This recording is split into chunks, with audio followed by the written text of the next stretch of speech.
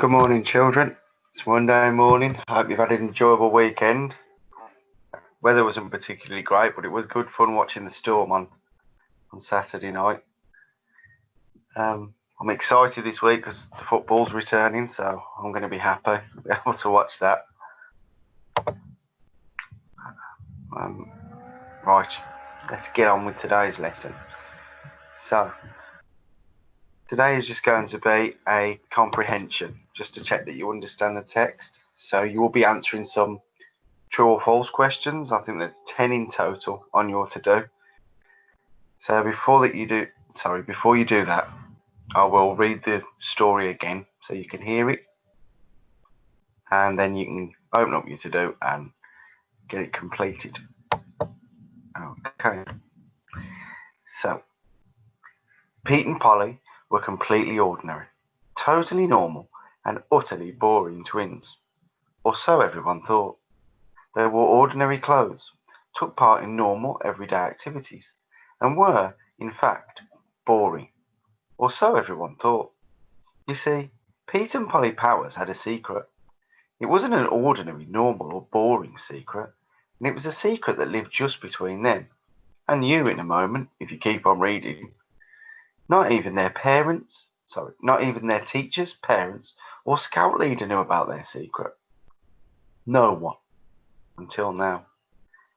Now this secret can only be entrusted to the most daring, brave, and adventurous of children. Do you really think you can be trusted? Okay then. Well, here we go. Pete and Polly are spies. It all began last summer when they saw an article in the local newspaper advertising for 2 undercover agents to help fight global crime. Pete and Polly wasted no time in applying, and after a rigorous induction process, they were accepted into the government's secret spy program. Their assignments have involved the most daring of adventures, like rescuing the Prime Minister from a sudden volcanic eruption and preventing the kidnap of the Queen's corgis from Buckingham Palace. Pete and Polly were very good at their job and very good at keeping their secret. One spring morning, while having breakfast, Pete's watch lit up. It was a message from the government's top chief of security, Cyril Secret, and it read, Background. Last week, the notorious thieves Dodgy Roger and Raucous Reggie stole the Yatanokagami, a mirror which belongs to the 3 sacred treasures of Japan. Your mission, to retrieve the Yatanokagami and return it to the Japanese embassy in London. When? Tonight. Where? You will find it and the thieves in the abandoned riverboat docked on the Thames. Note. Delete this message instantly. Pete and Polly looked at each other and in unison smirked. No problem. Pete quickly switched his phone off and threw it into his school bag. The day soon passed, and at precisely midnight, the sharp shrill of an alarm woke the twins. Instantly, they jumped out of bed, grabbed their spy bags, and flew down the stairs, closing the front door quietly behind them so as not to wake anyone else. 10 minutes later, they found themselves on the edge of the Thames, staring at the abandoned riverboat. Outside, the cold wind howled and bit at their ears. Streetlights flickered, and an uncomfortable mist slithered across the dangerously deep water. Inside the boat, Pete and Polly saw the silhouette of 2 large men sitting hunched across a table from one another, with the only light coming from another lantern. They seemed to be arguing. With hearts pounding and hands trembling, Pete and Polly snuck into the boat and hid behind the broken door. On the table they could see the Emperor's mirror. What now? Asked Pete in trepidation. You distract him and I'll grab the mirror, replied Polly confidently. They both nodded. They knew what they had to do. Without hesitation, Pete dropped a small green capsule which filled the boat with a fine green mist. At the same time, Polly ran towards the table where the man sat, grabbed the mirror, flung it into a rucksack, and then they both sprinted back up onto the deck. Suddenly, coming from the cabin, they heard the unmistakable sound of fast-paced, heavy footsteps and loud, angry voices.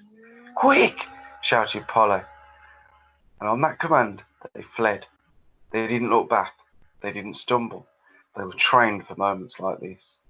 Fast, focused, and determined, they continued sprinting until eventually the angry footsteps and loud shouting faded.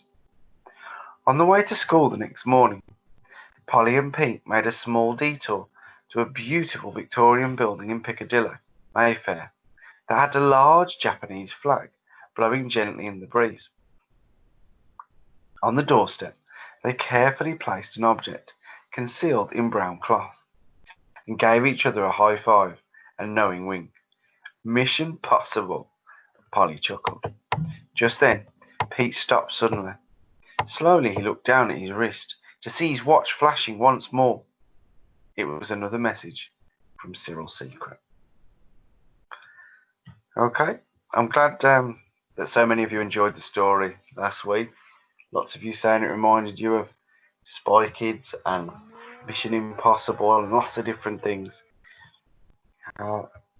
So today's job is for you just to answer the 10 true or false questions that's on your 2 quiz on Purple Mash. Remember, children, you will need this video open because you're going to need to look at it to check whether the answers are true or false, because I have tried to trick you. And when I was making them up, I obviously did have to check a few as well.